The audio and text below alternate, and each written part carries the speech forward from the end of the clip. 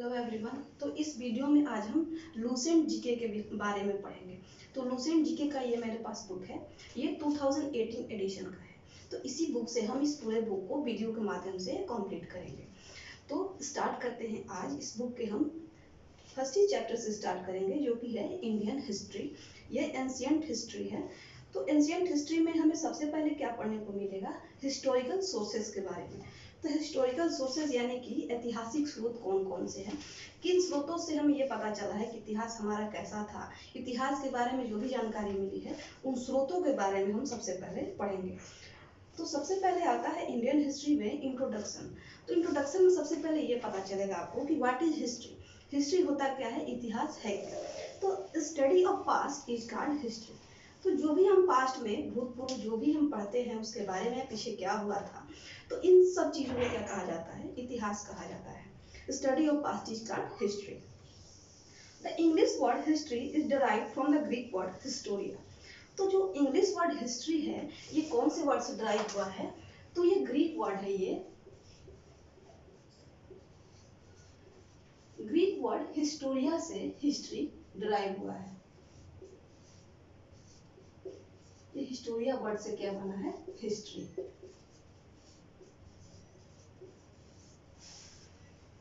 Meaning research, inquiry और investigation.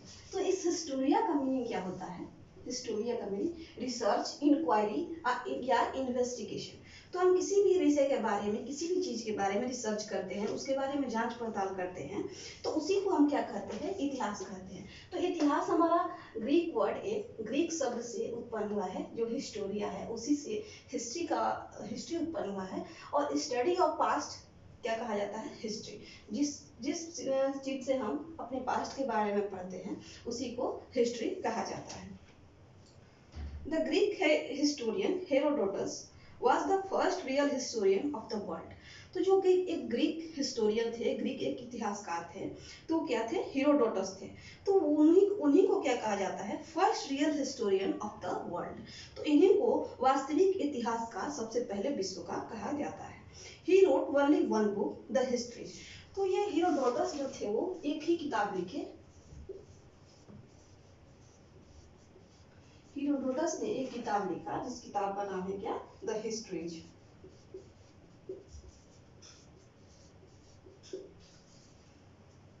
The Greek historian Herodotus was the first real historian of the world. He wrote only one book, the history. The histories describe the background and events of the Greco-Persian and Greek-Iranian wars। तो ये हमें क्या बताता है, ये जो the histories book है, तो ये हमें क्या बताता है, बैकग्राउंड एंड इवेंट्स। तो ग्रेसियो पर्सियन या ग्रीक इरानियन जो लड़ाई हुए थे उनके बारे में हमें ये उनके बैकग्राउंड के बारे में बताता है। First of all Roman philosopher Cicero called him the father of history. तो रोमन फिलोसफर थे एक, कौन थे, रोमन फिलोसफर थे सिसेरो। इन्होंने क्या कहा था, हेरोडोटस को कहा था फादर ऑफ हिस्ट्री, इतिहास के जनक कहा था हेरोडोटस को। तो यहाँ से हमें एक लाइन मिला कि फादर ऑफ हिस्ट्री किसे कहा जाता है, हेरोडोटस को। और ये किसने कहा था, तो सिसेरो ने कहा था, जो कि एक रोमन फिलोसफर थे, एक रोमन दार्शनिक थे।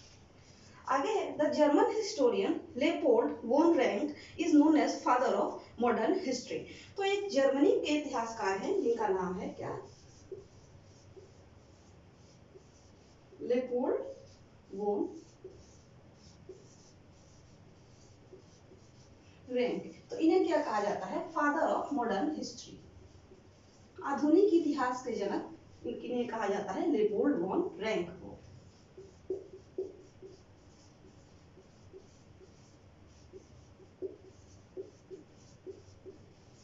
तो इस तरह से हमने क्या पढ़ा कि जो हिस्ट्री जो है वो ग्रीक वर्ड, एक ग्रीक शब्द से उत्पन्न हुआ है, हिस्टोरिया से, जिसका मतलब होता है हिस्ट्री।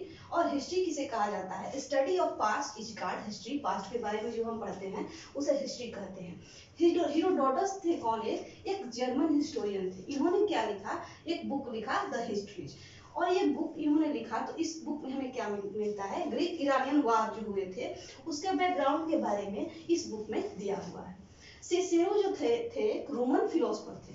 तो इन्होंने क्या कहा था, इन्होंने हेरोडोटस को फादर ऑफ हिस्ट्री कहा था। इतिहास के जनक हेरोडोटस को सिसेरो ने कहा था, जो कि एक रोमन फिलोसोफर थे। अब है लियोपोल्ड वॉन रैंक, इन्हें कहा जाता है फादर ऑफ मॉडर्न हिस्ट्री, इन्हें आधुनिक इतिहास का जनक कहा जाता है। According to Rank, the task of historian was to describe the past as it actually was. तो रैंक के अनुसार क्या है कि हिस्टोरियन का, इतिहासकारों का कार्य क्या है कि describe the past as it actually was, तो पास्ट को वैसे ही डिस्क्राइब करना जैसे कि वो वास्तव में था। आगे है व्हाट इट वाज, मतलब कि जो रैंक है इन्होंने क्या कहा था कि जो भी इतिहासकार हैं उनका काम क्या है कि जो भी पास्ट में हुआ वो ओरिजिनल में कैसा था, एक्चुअली में वो कैसा था, उसी के बारे में बताना।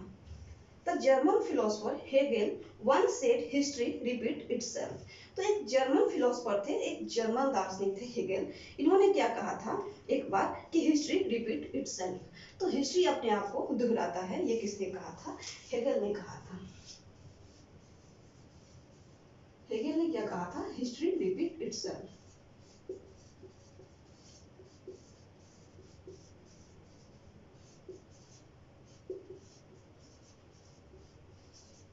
ये हेगेल ने कहा था द हिस्ट्री रिपीट इटसेल्फ। ये कौन थे? एक जर्मन फिलोसोफर थे हेगेल, इन्होंने कहा था कि history repeats itself. Later on German economist and philosopher Karl Marx extended the line and said the history repeat itself first as tragedy second as farce। उसके बाद जो जर्मन इकोनॉमिक्स थे और एक फिलोसोफर थे कार्ल मार्क्स, उन्होंने क्या कहा था, इसी लाइन को एक्सटेंड करके उन्होंने क्या बना दिया, history repeat itself first as tragedy and second as farce. तो कार्ल मार्क्स जो थे वो इस लाइन को एक्सटेंड करके क्या बना दिया, history repeat itself first as tragedy and second as farce. तो पहले क्या होता है कि हिस्ट्री पहले तबाही लाता है, उसके बाद ये तमाशा के रूप में दिखाया जाता है। हिस्ट्री अपने आप को दोहराता है कैसे, तो पहले ये ट्रेजेडी यानी कि तबाही रहता है, उसके बाद उसे तमाशा बना के बताया जाता है या दिखाया जाता है।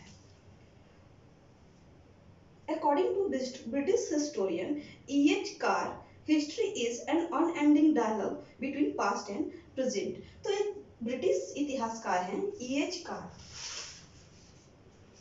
ये एक ब्रिटिश हिस्टोरियन है E.H. Carr, इन्होंने क्या कहा था कि history is an unending dialogue between past and present. तो हिस्ट्री क्या है, इतिहास क्या है, एक अनएंडिंग डायलॉग है, ऐसा डायलॉग जो जिसका कभी अंत नहीं होता है। किसके बीच में ये है, तो पास्ट एंड प्रेजेंट के बीच में है, यानी कि जो समय बीत गया और जो अभी समय चल रहा है, इन दोनों के बीच में जो एक अनएंडिंग डायलॉग है, इसे हिस्ट्री कहा था। किसने कहा था? British historian E.H. Carr। आगे है अ सिस्टम ऑफ डेटिंग। तो डेटिंग का सिस्टम कैसे है, कैसे दिन या तारीख ये सब बताया जाता है, ये दिया हुआ है। तो BC and AD, BC is the acronym of before Christ. तो BC क्या है, BC इसका फुल फॉर्म क्या होता है, बिफोर क्राइस्ट। तो BC क्या है, एक्रोनिम है बिफोर क्राइस्ट का। This is an English phrase meaning before birth of Jesus. ये एक इंग्लिश फ्रेज है जिसका मतलब क्या है, before the birth of Jesus Christ, यानी कि जीसस क्राइस्ट के बर्थ के, जन्म के पहले का जो समय है उसे BC कहा जाता है। So the years before the birth of Jesus Christ is known as before Christ and it is denoted as BC in short. तो जो बर्थ था जीसस क्राइस्ट का, उसके पहले का जो समय है उसे BC कहा जाता है और इसे BC से डिनोट किया जाता है शॉर्ट में। इसका मतलब क्या होता है, बिफोर क्राइस्ट, यानी कि वैसा समय जो क्राइस्ट के जन्म, जीसस क्राइस्ट के जन्म के पहले का है। Gautam Buddha was born in 563 BC and died in 483 BC।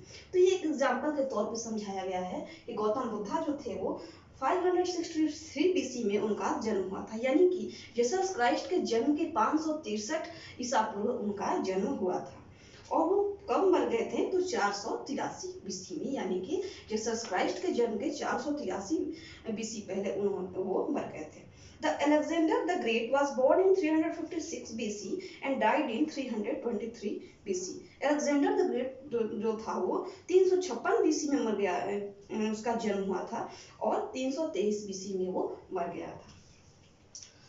आगे है एडी। एडी का मतलब क्या होता है? AD is the acronym of Anno Duminy.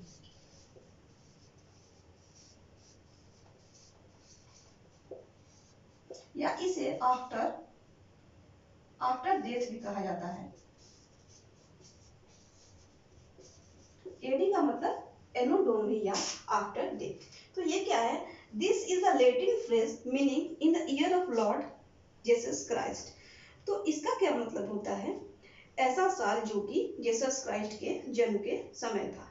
मतलब जो वो जी रहे थे उस समय को क्या कहा जाता है? Birth of Jesus Christ is known as Anno Domini. वो ऐसा समय जिस समय से जीसस क्राइस्ट का जन्म हुआ, उनके जन्म के साल की शुरुआत हुई, वैसे समय को एनो डोमिनी कहा जाता है। And it is denoted as AD in short, और इसे शॉर्ट में एडी के तरह डिनोट किया जाता है। एग्जाम्पल क्या दिया हुआ है? Jesus Christ was crucified in 30 AD. Kusan ruler Kanishka was ascended the throne in 78 AD. Hazrat Muhammad was born in 570 AD and died in 632 AD. तो ये सारे एग्जाम्पल देके बताए गए हैं कि AD का मतलब होता क्या है। आगे है टाइम लाइन। टाइम लाइन किसे कहा जाता है? The line displaying the events of past time is called time line. तो वैसा समय जो पास्ट टाइम को बताता है उसे टाइम लाइन कहा जाता है। From the above mentioned timeline, it is clear that the year before the birth of Jesus Christ have counted backward with 500 BC, 5 BC, 4 BC, 3 BC, 2 BC and 1 BC। तो यहाँ एक एग्जाम्पल देके समझाया गया है। ये आपका हो गया BC और ये हो गया AD। यहाँ 1 BC, 2 BC, 3 BC, 4 BC इसी तरह से है। और इधर AD में 1 AD, 2 AD, 3 AD, 4 AD, 5 AD। तो ये एग्जांपल देके यहाँ बताया गया है कि ये जो समय है BC में, ये जीसस क्राइस्ट के बर्थ के पहले का समय, इसमें BC लगा के बोलेंगे। और जीसस क्राइस्ट के जन्म के बाद का जो समय है वो है AD, इसमें AD लगा के बोलेंगे। The meaning of 1 year before 1 BC is 2 BC। तो 1 BC का मतलब क्या होता है? 1 BC से पहले का समय, तो उसमें एक और ऐड कर देंगे तो 1 BC का मतलब क्या होता है? 2 BC।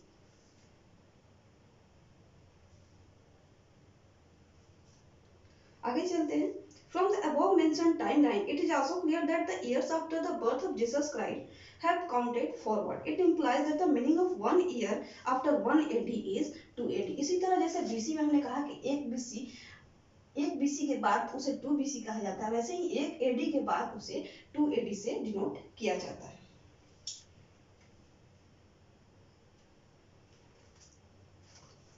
आगे हमारे लिए लगता है ये कुछ इंपॉर्टेंट है, हम आगे बढ़ते हैं। आगे आता है इंपॉर्टेंट इराज। तो इंपॉर्टेंट इराज कुछ दिया हुआ है यहाँ। तो नेम ऑफ द इरा है रिकॉर्ड फ्रॉम, यानी कि कब से वो शुरुआत हुआ, और उसके कुछ रिमार्क्स, यानी कि उसके कुछ इंपॉर्टेंस क्या है वैसे दिया है। तो सबसे पहले क्या दिया है? काली इरा कब स्टार्ट हुआ? 3101 BC में स्टार्ट हुआ काली इरा। 3101 BC में काली इरा स्टार्ट हुआ। और इसके रिमार्क्स क्या हैं? तो काली इरा के रिमार्क्स ये हैं कि began 20 years after the end of Mahabharata war. तो ये काली इरा कब स्टार्ट हुआ? महाभारत वार जब खत्म हुआ उसके 20 साल बाद से जो इरा स्टार्ट हुआ उसे काली इरा कहा जाता है। और ये कब स्टार्ट हुआ? तो 3101 BC में स्टार्ट हुआ। अगला है सप्तर्षि लौकिका। सप्तर्षि और लौकिका इरा, तो ये कब स्टार्ट हुआ? 3076 BC में। और इसके रिमार्क्स क्या है? Started off the expiry of 25 Kali year. तो 25 काली ईयर के एक्सपायरी के बाद कौन सा इरा स्टार्ट हुआ? सप्तर्षि या लौकिका इरा, जो कि 3076 BC में स्टार्ट हुआ था। आगे है विक्रम कृता या मलावा। तो ये इरा कब स्टार्ट हुआ था? विक्रमाकृता या मलावा। तो ये 58 या 57 BC में स्टार्ट हुआ था। और इसके रिमार्क्स क्या है, तो commenced by Vikramaditya the local king of Ujjaini to commemorate the victory over the Sakas. तो ये क्यों मनाया जाता है, ये क्यों स्टार्ट किया गया, तो विक्रमादित्य जो थे वो लोकल किंग उज्जैनी के थे, तो उन्होंने जब साकास पे अपना विजय प्राप्त किया तो उसी की याद में उन्होंने विक्रम या कृता या मलावा इरा स्टार्ट किया। आगे है साक इरा। तो साक इरा कब स्टार्ट हुआ, 78 एडी में। और ये क्यों स्टार्ट किया गया, इसके कुछ इंपॉर्टेंस क्या है, तो commenced by the ruler Kanishka on the occasion of his ascendance to the throne। तो ये क्यों स्टार्ट किया गया, तो कुषाण के जो शासक थे कनिष्क, उन्होंने जब सिंहासन पे बैठा, जब उन्होंने अपना राज्यभार ग्रहण किया, तो उसी को याद करने के लिए उसी ओकेजन पे उन्होंने साक इरा को स्टार्ट किया था। Saka era is known as Shalivahana Shakabda in south India. तो साक इरा को शालिवाहन शकब्दा दक्षिण भारत में जाना जाता है। The government of India adopted Sak era along with the Gregorian calendar as the national calendar on 22nd March 1957। तो जो भारत सरकार है वो साक इरा को ग्रेगोरियन कैलेंडर के साथ अपनाया नेशनल कैलेंडर के तौर पे। कब अपनाया, तो 22 मार्च 1957 में। 22 मार्च 1957 में साक इरा को ग्रेगोरियन कैलेंडर के साथ नेशनल कैलेंडर के तौर पे गवर्नमेंट ऑफ इंडिया भारत सरकार के द्वारा राष्ट्रीय कैलेंडर के रूप में अपनाया गया इसको, साक इरा को। आगे है कलछुरी इरा। ये कब स्टार्ट हुआ, 248 एडी में। कलछुरी इरा स्टार्ट हुआ 248 एडी में और founded by Abhira king Ishwar Sen, later on used by Traikutaka ruler and Kalachuris of Chedis. तो इस किसके द्वारा फाउंड किया गया था कलछुरी इरा, तो ये अभीर किंग ईश्वर सेन के द्वारा इसे फाउंड किया गया था। और ये बाद में किसके द्वारा यूज होने लगा, त्रायकुतका ruler and Kalachuris of Chhedi. तो इन रूलरों के द्वारा कलछुरी इरा को बाद में यूज किया जाने लगा। आगे है गुप्ता इरा। तो गुप्ता इरा कब स्टार्ट हुआ, 319 से 20 एडी के बीच में। तो गुप्ता इरा 390 से 20 एडी के बीच में स्टार्ट हुआ और ये founded by the Gupta ruler Chandragupta first. तो ये चंद्रगुप्त फर्स्ट जो गुप्त रूलर थे उनके द्वारा ये गुप्ता इरा फाउंड किया गया था। On the occasion of his ascendance to the throne। तो जब उन्होंने राज्यभार ग्रहण किया था तो उसी के ओकेजन पे उन्होंने चंद्रगुप्त फर्स्ट ने गुप्ता इरा की शुरुआत की थी। After the fall of the Guptas, the Maitrakas of Vallabhi used this era with her new name Vallabhi Samvata। तो जब गुप्ता इरा खत्म हो गया, जब गुप्ता इरा विध्वंस हो गया गुप्ताज का, तो उसके बाद जो वल्लभी थे मैत्रकास के, उन्होंने इस इरा को एक नए नाम से अपनाया और उन्होंने इस इरा को, गुप्ता इरा को क्या नाम दिया, वल्लभी सांवता। वल्लभी सांवता ये मैत्रकास ऑफ वल्लभी ने किस इरा के रूप में यूज किया, गुप्ता इरा को वल्लभी सांवता के नाम से मैत्रकास ऑफ वल्लभी ने इस्तेमाल करना स्टार्ट कर दिया। The beginning of Gupta era was fixed by JF Fleet in 1887 AD. तो जो बिगनिंग था गुप्ता इरा का वो जेएफ फ्लीट के द्वारा 1887 एडी में फिक्स किया गया था। अगला है हर्षा इरा। तो हर्षा इरा कब स्टार्ट हुआ था, 606 एडी में, founded by Harshavardhan of Kanauj to pronounce his ascendance to the throne. तो हर्षा इरा को 606 एडी में हर्षवर्धन के द्वारा स्टार्ट किया गया था। क्यों स्टार्ट किया गया था, तो जब उन्होंने सिंहासन संभाला था तब। हिजरी इरा। तो हिजरी इरा कब स्टार्ट हुआ था, 622 एडी में, founded by Umar the second caliphate of Khilafat empire to commemorate the Hijrat from Mecca to Medina by Hazrat Muhammad. तो ये हिजरी स्टार्ट किया गया था उमर के द्वारा। कोलम इरा ये स्टार्ट किया गया था 825 इरा में एडी में, and era that is used in Malabar या केरला। तो कोलम इरा 825 एडी में स्टार्ट किया गया था जिसे कि केरला में यूज किया जाता है। नेवारी या नेपाली इरा, तो इसे स्टार्ट किया गया था 879 एडी में, जिसे कि फाउंडेड बाय जयदेव मौल। तो जयदेव मौल के द्वारा नेवारी या नेपाली इरा स्टार्ट किया गया था 879 एडी में। आगे है चालुक्य विक्रमा। तो ये चालुक्य विक्रमा इरा जो है वो 1076 एडी में स्टार्ट किया गया था, जिसे कि विक्रमादित्य 6 के द्वारा फाउंड किया गया था। The Chalukya ruler of Kalyani on the occasion of his ascendance of throne. तो ये जो विक्रमादित्य 6 थे, ये कौन थे? तो कल्याणी के चालुक्य शासक थे, चालुक्य शासक थे। और इन्होंने जब सिंहासन संभाला था, तब तो इन्होंने चालुक्य विक्रमा इरा स्टार्ट किया था 1076 एडी में। लक्ष्मणा इरा, तो लक्ष्मणा इरा स्टार्ट हुआ था 1119 एडी में और founded by the Sen ruler of Bengal Lakshman Sen. तो ये सेन रूलर जो थे बंगाल के, सेन शासक थे बंगाल के लक्ष्मण सेन, उनके द्वारा 1119 एडी में लक्ष्मणा इरा का स्टार्ट किया गया था। आगे है इलाही इरा। तो इलाही इरा स्टार्ट किया गया था 1556 एडी में।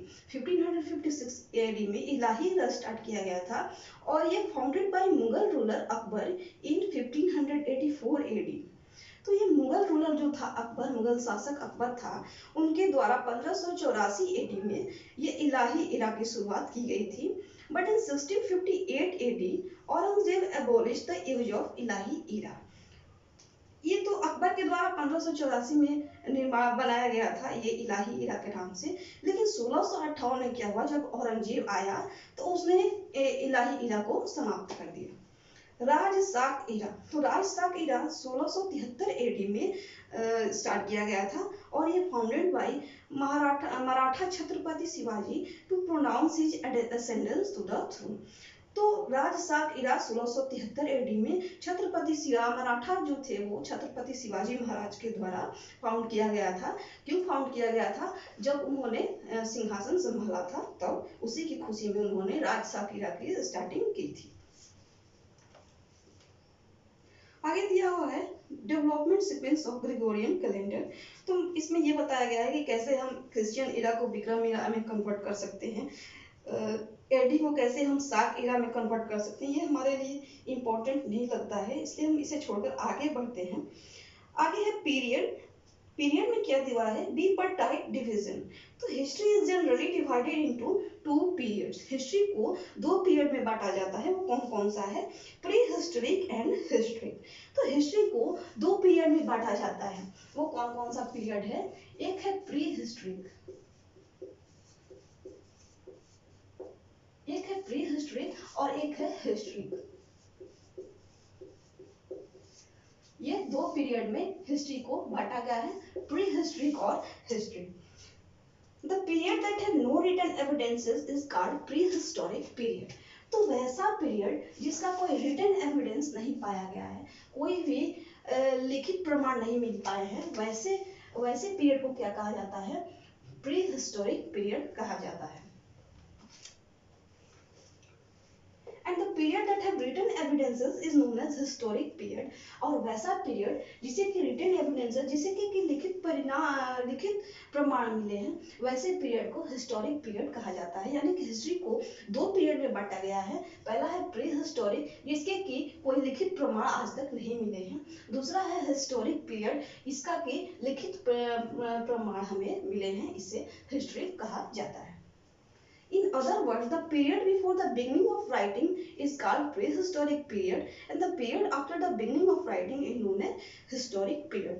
दूसरे शब्दों में हम ये कह सकते हैं कि वैसा पीरियड जब हमने लिखना स्टार्ट नहीं किया था, लिखना कोई नहीं जानता था, उस समय की जो हिस्ट्री थी, उस समय का जो इतिहास था, उसे प्री हिस्टोरिक कहा जाता है। ऐसा तो नहीं कि इतिहास चल रहा है, लिखना नहीं आ रहा तो उस समय का इतिहास नहीं होगा। इतिहास था लेकिन लिखना नहीं आता था, तो वैसे लिखित जो प्रमाण नहीं मिले हैं वो प्री हिस्टोरिक पीरियड के नाम से कहा गया, और जिसके लिखित प्रमाण मिले हैं उसे हिस्टोरिक पीरियड के नाम से जाना जाता है। The time period of prehistoric period is accepted at 30 lakh BC to 600 BC. तो prehistoric period का क्या टाइम है?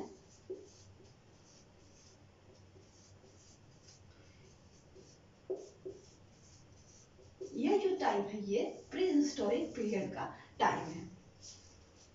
The time period of historic period is as 600 BC to till date. और ये हिस्टोरिक पीरियड का कब से स्टार्ट है, तो 600 BC से लेके आज तक जो भी है वो हिस्टोरिक पीरियड के अंदर आता है।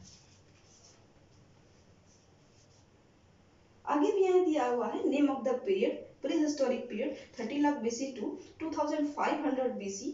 The evidences for which no written evidence is available, example lithic या स्टोन पीरियड। तो प्री हिस्टोरिक पीरियड वैसे पीरियड को कहते हैं। तो एक इसमें भी तीन तरह के हो गए।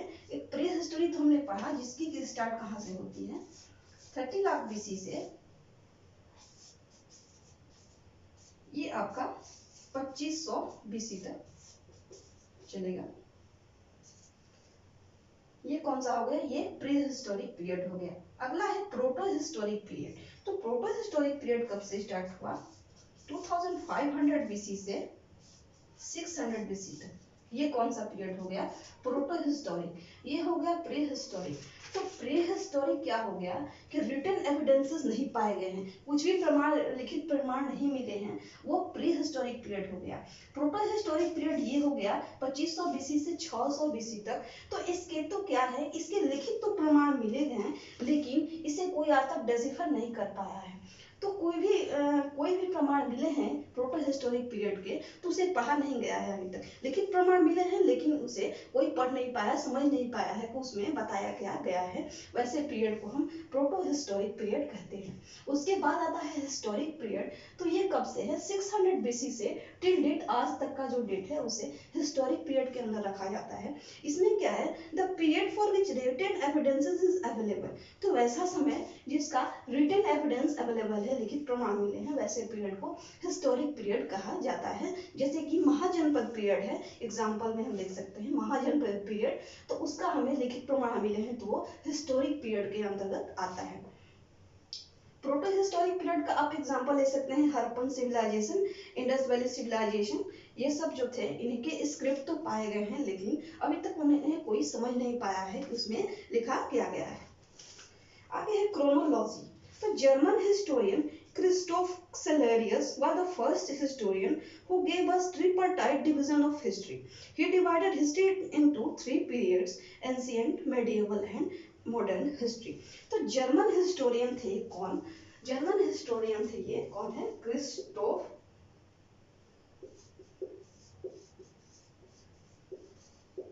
क्रिस्टोफ सेलेरियस। तो इन्होंने हिस्ट्री का तीन विभाजन किया। तीन विभाजन में कौन सा इन्होंने किया, एक तो इन्होंने विभाजन किया एंशिएंट हिस्ट्री, दूसरा मेडिएवल हिस्ट्री और तीसरा मॉडर्न हिस्ट्री। तो ये क्रिस्टोफ सेलेरियस जो थे वो इन्होंने हिस्ट्री को ट्रिपार्टाइज यानी कि तीन विभाजन किए। कौन कौन से है वो विभाजन, ancient, medieval and modern history. After him this tripartite division became standard for history writing. और उन्हीं के बाद से क्या हुआ कि ये जो ट्रिपार्टाइट जो ये पीरियड था इसे ही इतिहास लिखने का मूल मान लिया गया, इसे ही मानकर इतिहास लिखा जाने लगा। एंशिएंट में एंशिएंट का लिखा जाने लगा, मेडिएवल में मेडिएवल का और मॉडर्न में मॉडर्न का। उसी समय से ये तीन विभाजन के साथ ही हिस्ट्री को पढ़ा जाने लगा या बताया जाने लगा। For the convenience of to the study, Indian history is divided into three periods. यानी कि पढ़ने की कन्वेनियंस, पढ़ने की सहूलियत के लिए इंडियन हिस्ट्री को, भारतीय इतिहास को तीन पीरियड्स में बांटा गया है। तो एंशिएंट इंडिया कब से कब तक है, 647 AD, यहाँ तक एंशिएंट इंडिया है। जीरो से स्टार्ट होके 647 AD तक एंशिएंट इंडिया है, जिसमें कि हम इस पीरियड को कौन सा पीरियड ले सकते हैं, लिथिक पीरियड, यानी कि जो स्टोन पीरियड था, जो पत्थर का, यानी कि जो हड़प्पा के समय का जो सभ्यता था वहां से लेकर हर्षा के डेट तक, हर्षा रूलर जो थे उनके डेट तक एंशिएंट इंडिया को हम पढ़ते हैं। मेडिएवल इंडिया को हम पढ़ते हैं 647 AD से लेकर 1757 AD। तो यहाँ तक के काल को हम 647 AD से 1757 AD का जो समय है उसे हम मेडिएवल हिस्ट्री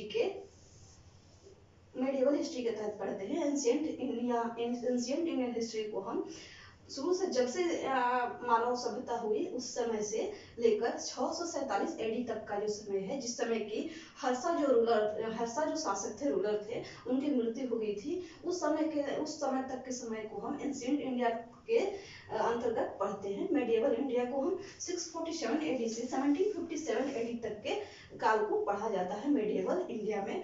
और मॉडर्न इंडिया में हम कहाँ से पढ़ते हैं?